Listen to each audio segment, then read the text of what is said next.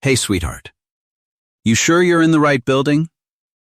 Captain Derek Moss had the voice of a man who had been the loudest one in every room he had ever entered, and had never once been asked to lower it. He stood at the entrance of the Camp Pendleton officers' mess hall with his cover tucked under his arm, his blues crisp, his jaw carrying the particular set of a man 29 years old who had finished at the top of his Ox class and had the fitness reports to prove it. Behind him, 4 lieutenants, moved into the hall with the automatic mirroring of junior officers who had learned that their commanding officer's tone was the tone of the room. The mess hall was half full on a Thursday noon, the air carrying the institutional smell of industrial coffee and reheated starch, fluorescent light falling flat over the rows of laminate tables, the distant clatter of the serving line. It was the kind of room that did not encourage stillness. The woman at table 7 was entirely still. Her name was Margaret Louise Voss, and she was 76 years old. She sat with the upright, unself-conscious posture of someone for whom correct posture had long ceased to require effort and become simply the shape of repose. She wore a plain white blouse, dark trousers pressed to a knife edge, and a lightweight blazer the color of charcoal. Her silver hair was cut short and precise. On her lapel was a single pin, small, dark metal, not immediately legible from across the room, the kind of decoration worn without announcement, because the wearer has never needed the announcement. Her hands were folded on the table beside an untouched cup of coffee and a folder she had not opened yet.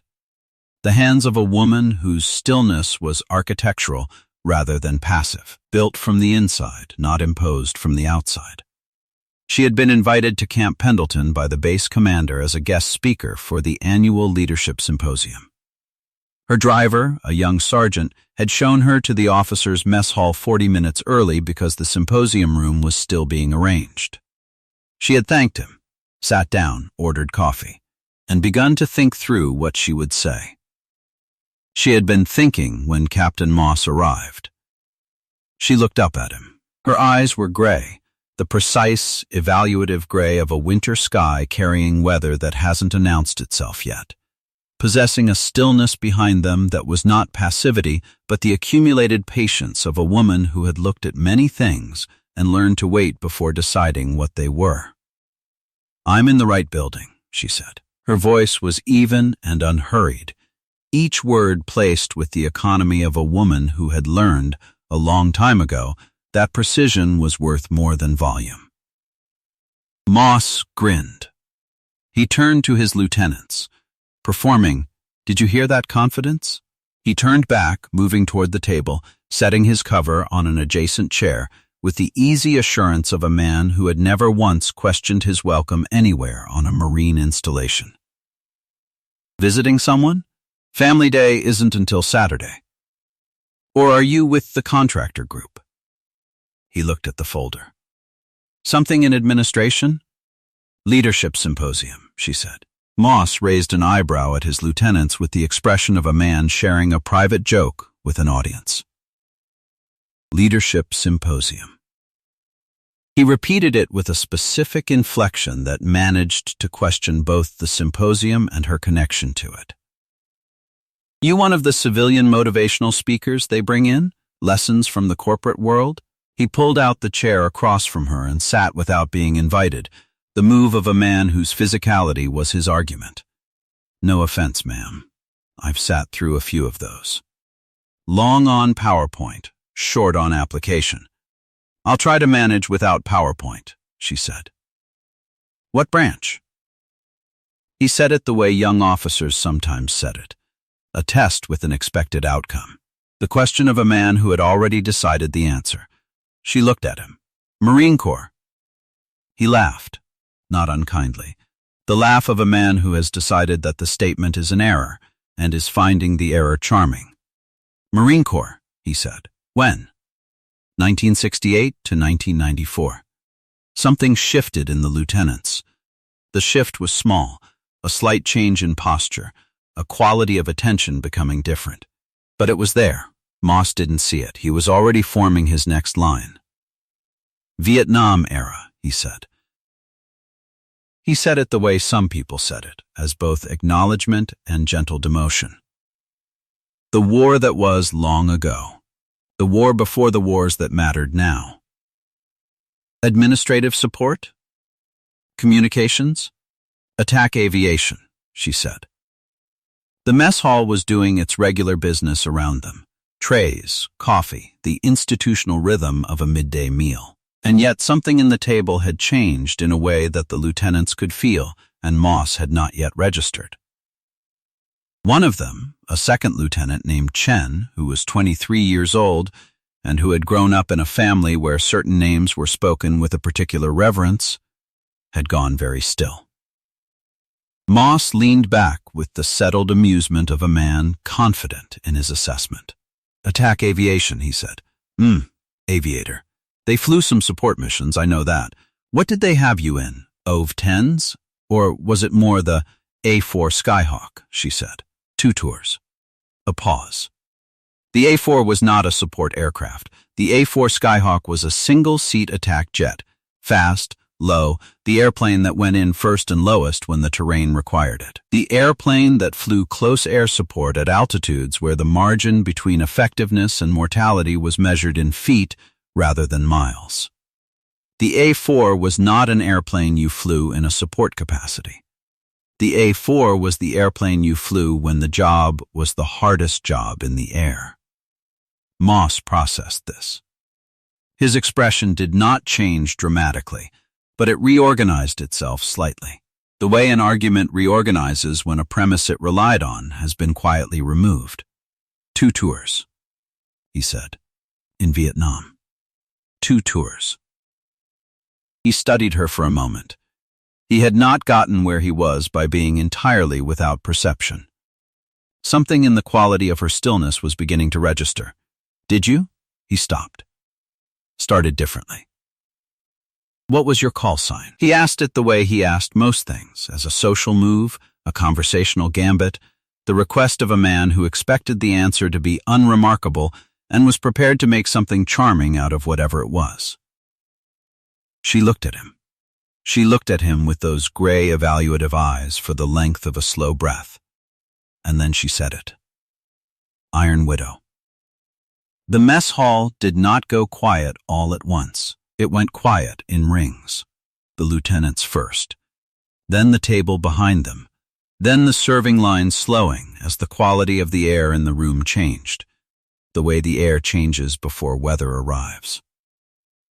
The sound of trays and silverware continued for a moment in the middle distance, and then that, too, diminished, as though the room itself was listening. Captain Derek Moss did not move. The name Iron Widow was not in the official public record. It was not in the sanitized histories. It was in the places where the real histories lived.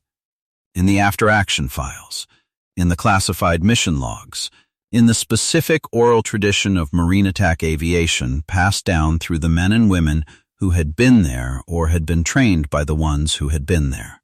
It was in the story, told at TBS and at Pensacola and at every advanced tactics course where the instructor eventually arrived at the lesson about what close air support at low altitude actually meant, and what it cost, and what it required of the person doing it.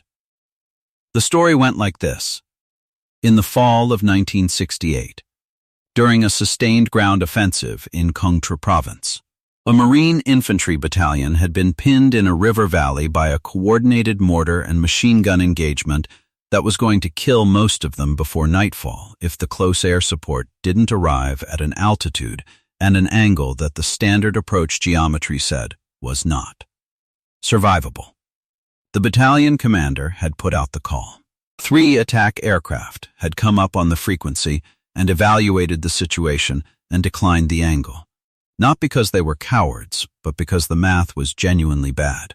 The valley too narrow, the guns too well positioned, the approach corridor too exposed for too long. The 4th aircraft that came up on frequency had a call sign the battalion commander had not heard before. Iron Widow had made the approach at 300 feet.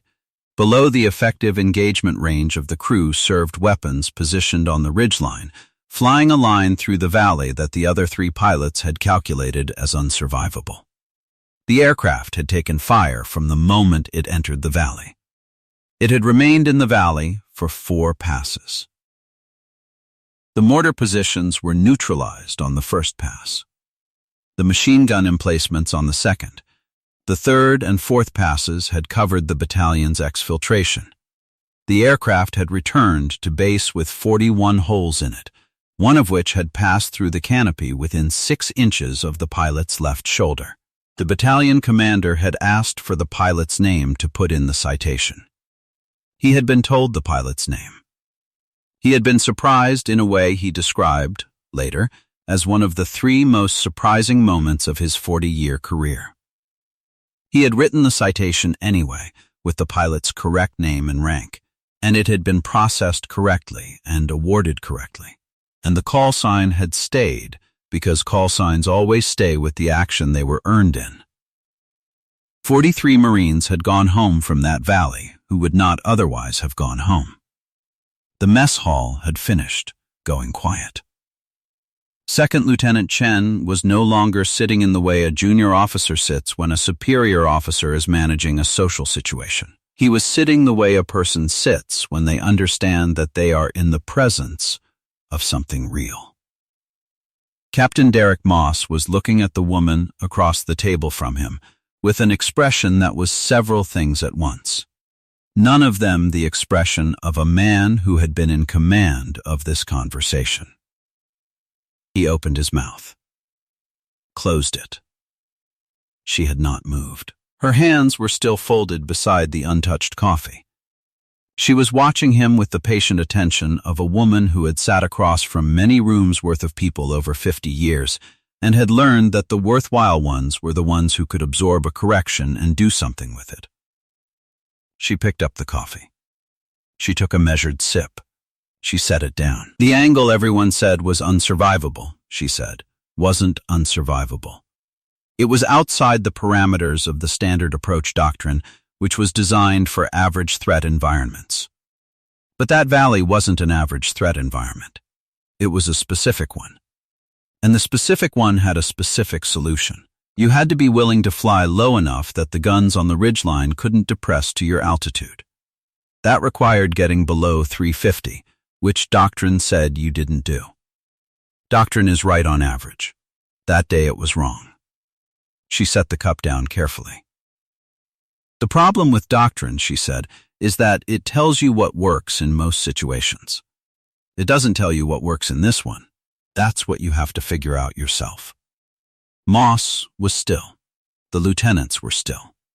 The mess hall had the particular quality of silence that falls when people understand they have been present at a lesson they did not expect and cannot evaluate fully yet because they are still inside it. He did not speak immediately. He was, for the first time in the conversation, thinking before he spoke. "I came in wrong," he said. The words came out without decoration or apology structure, straight, the words of a man who has made a simple accounting of his own behavior and is presenting it plainly, the way I sat down. What I assumed. I came in wrong. Yes, she said. Not unkindly, not triumphantly, simply accurately. I apologize, ma'am. She looked at him for a moment, the gray eyes reading the statement, assessing its accuracy, finding it sufficient. Accepted, she said. She glanced at the folder on the table. You're welcome to stay for the symposium, Captain, assuming your afternoon is clear. He looked at his lieutenants. He looked at the folder. He looked at the woman across the table from him with the charcoal blazer and the small dark pin, and the hands folded with the stillness of someone who had sat through many conversations and had never once needed the room to go quiet to say what she needed to say. Yes, ma'am, he said. I'll stay. He stayed for the entire symposium. 2 hours and 20 minutes in a room with 40 officers of various ranks, listening to a woman speak about aviation, about leadership, about the specific relationship between doctrine and judgment, about the difference between courage and recklessness, and how the line between them was not always where the manual placed it. She spoke without slides. She spoke without notes, for the most part, referring occasionally to a single index card she had prepared on the drive-in. She spoke the way a person speaks when they are not performing expertise, but simply reporting from it. Moss did not take notes. He sat in the third row and listened with the quality of attention he had not given a speaker in years, perhaps since his earliest training, when everything was still new enough to require full presence. He listened the way he had learned in those early days that the important things required being listened to. Afterward, in the corridor, one of his lieutenants, Chen, stopped beside him. "Sir," Chen said, "my grandmother flew for the Marine Corps. Second tour, 1969, he paused. She talked about Iron Widow once. She said it was the bravest flying she'd ever heard described." Another pause. That was the only time she ever said that about anyone. Moss was quiet for a moment. "Your grandmother was a Marine aviator." Yes, sir, he thought about this. About the things that had been happening in the world for a long time that he had not been paying attention to. "What else didn't I know?" he said. It wasn't quite addressed to Chen. It was the kind of question you ask when you are beginning to understand that the inventory of what you don't know is larger than you had accounted for. Chen thought about it seriously, the way the question deserved. "Probably a lot, sir," he said. "But that's what the symposiums are for." Moss looked at the corridor, the plain, institutional corridor of an officer's mess hall building on a Marine base in California, utterly unremarkable. He thought about the mess hall, about sitting down without being invited, about the question he had asked, about a valley in Kongchuo Province in 1968, and an aircraft with 41 holes in it returning to base at the end of an approach that doctrine said didn't exist. About the woman who had been sitting there thinking through what she would say to a room full of officers, and had been patient while he assembled his assumptions around her, and had taken a sip of her coffee, and had explained, without raising her voice, without a single note of triumph, the specific geometry of what it looked like to do the thing everyone said couldn't be done. He thought about what it meant to know your doctrine, and to know when your doctrine was wrong, and to fly the approach anyway, low enough and fast enough and committed enough that the guns couldn't find the angle. He thought about that for a long time. 6 weeks later, Captain Derek Moss submitted a request to attend the Advanced Tactics Symposium at Quantico, specifically the session on close air support doctrine development, which included a module on historical case studies from the Vietnam era. His commanding officer signed it without comment. His lieutenants, when they found out, submitted requests for the same session. Chen's request was the first one through. There are women who flew in valleys that doctrine said were closed, who came home with holes in their aircraft and said nothing about it because the saying wasn't the job, and who have been sitting in mess halls ever since, thinking about what they will say when the room is ready to listen. They do not need you to know who they are before they sit down. They bring what they have with them, and they set it on the table quietly, and they wait. They have waited before. They know how long it takes. And sometimes a room full of people, 1 captain, 4 lieutenants, 40 officers in a symposium. One young lieutenant whose grandmother had said once that this was the bravest flying she had ever heard described goes quiet in rings, from the nearest person outward, until the whole room has gone quiet, and then the talking can begin. If you were inspired by Margaret's story of quiet courage and timeless wisdom, hit that like button. Share this video with someone who needs to see it. And be sure to subscribe to Veterans Valor for more stories of America's unassuming heroes.